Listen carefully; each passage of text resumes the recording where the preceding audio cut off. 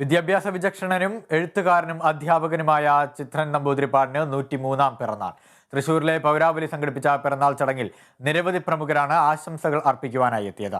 ദേവസ്വം മന്ത്രി കെ രാധാകൃഷ്ണൻ ചിത്രൻ നമ്പൂതിരിപ്പാടിനെ പൊന്നാടി അണിയിച്ച് ആദരിച്ചു. തൃശൂരിലെ പ്രമുഖരും പ്രശസ്തരും പൂങ്കുന്നം സീതാരാമസ്വാമി ക്ഷേത്രം ഓഡിറ്റോറിയത്തിൽ ഒത്തുകൂടി. മന്ത്രി കെ രാധാകൃഷ്ണൻ പൊന്നാടയണിയിച്ച് ചിത്രൻ നമ്പൂതിരിപ്പാടിനെ ആദരിച്ചു. ജീവിച്ച കാലത്ത് തനിക്ക് ഈ സമൂഹത്തോട് ചെയ്യേണ്ട കടമകളെല്ലാം ചെയ്തുകൊണ്ടാണ് 103-ാം വയസ്സും പിന്നിടുന്നത് എന്നുള്ള ഏറ്റവും വലിയ പ്രത്യേകതയുണ്ട്. 103 വയസ്സ് പിന്നിടുന്ന ചിത്രൻ നമ്പൂതിരി മാഷ് ഇന്നും നമ്മുടെ സമൂഹത്തിന് വഴികാട്ടിയായി നമ്മുടെ മുൻപിൽ നിൽക്കുന്നു എന്നുള്ളത് നമുക്ക് ആഹ്ലാദകരമായിട്ടുള്ള കാര്യമാണ്.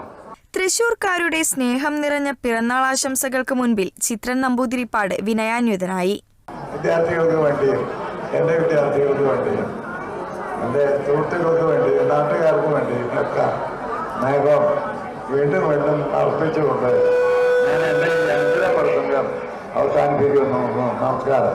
പ്രഥമ സംസ്ഥാന സ്കൂൾ കലോത്സവത്തിന്റെ സംഘാടകരിൽ ഒരാളായ ചിത്രൻ നമ്പൂതിരിപ്പാട് 30ഓളം തവണ ഹിമാലയ യാത്ര നടത്തിയിട്ടുണ്ട്. 99-ാം വയസ്സിൽ നടത്തിയ ഹിമാലയ യാത്ര ഏറെ വാർത്താ പ്രാധാന്യം നേടിയിരുന്നു. 11-ാം വയസ്സിൽ ഗുരുവായൂർ സത്യാഗ്രഹ പന്തലിലെത്തി കേളപ്പനെ സന്ദർശിച്ച അദ്ദേഹം സത്യാഗ്രഹ കാലത്ത് ഗാന്ധിജിയുടെ പ്രസംഗം നേരിട്ട് കേട്ട വ്യക്തി കൂടിയാണ്.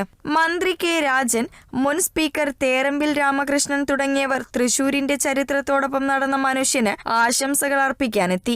തെളിഞ്ഞ ഓർമ്മയും ഒഴുക്കുള്ള സംഭാഷണവുമായി തന്നെ തേടിയെത്തുന്നവർക്ക് മുന്നിൽ ചിത്രൻ നമ്പൂതിരിപ്പാട് ഇപ്പോഴും സജീവമാണ്. Kerala vision news, Thrissur.